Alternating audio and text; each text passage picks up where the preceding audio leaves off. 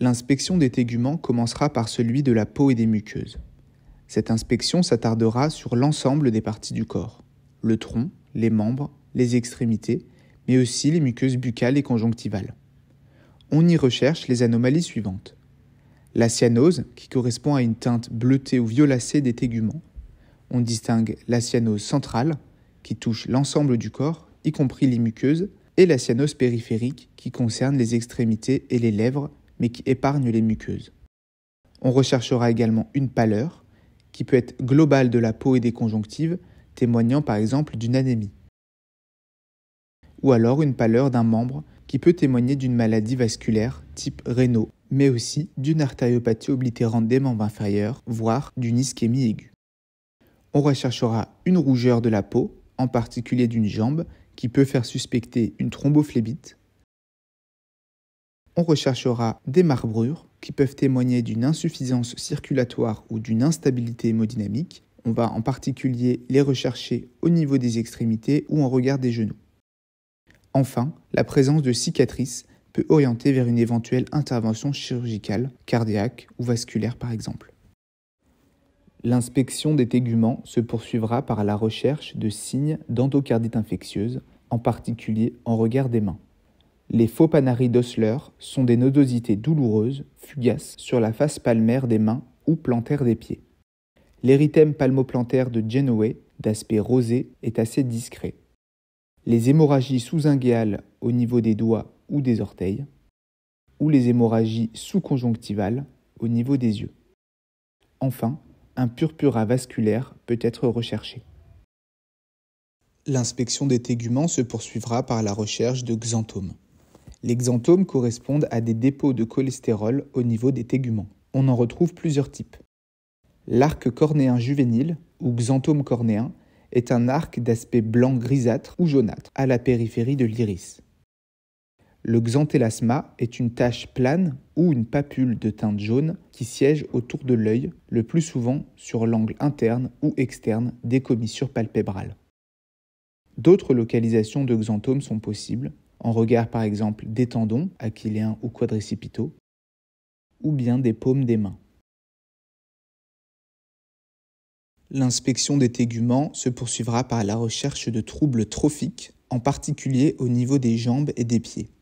Les ulcères peuvent être veineux ou artériels, et les différences entre ces deux types s'affichent sur le tableau suivant.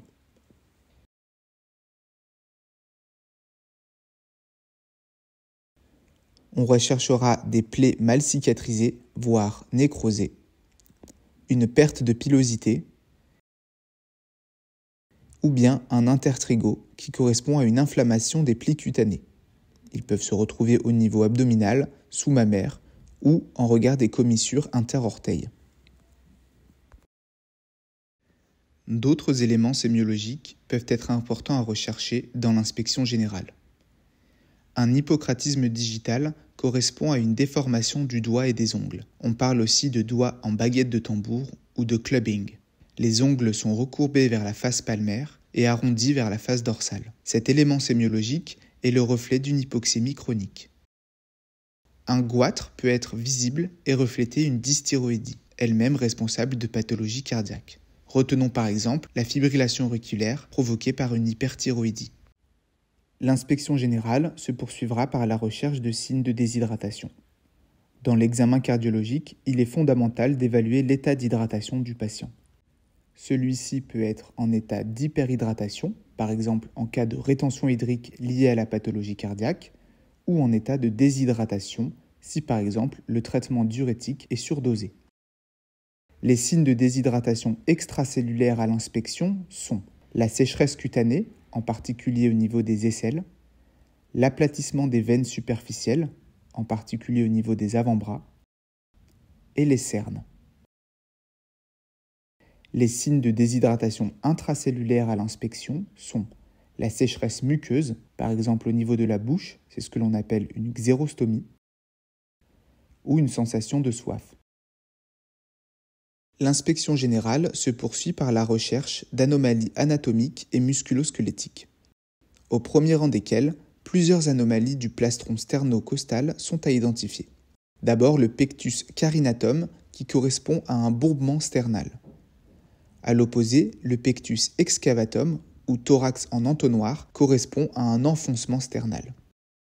Enfin, la latéralisation ou horizontalisation des côtes est à rechercher. Pour terminer l'inspection générale, on recherche les anomalies de croissance et les anomalies morphologiques suivantes, en particulier chez l'enfant. Une hypotrophie, un retard staturopondéral, une morphologie marfanoïde, un syndrome de Turner ou une trisomie 21.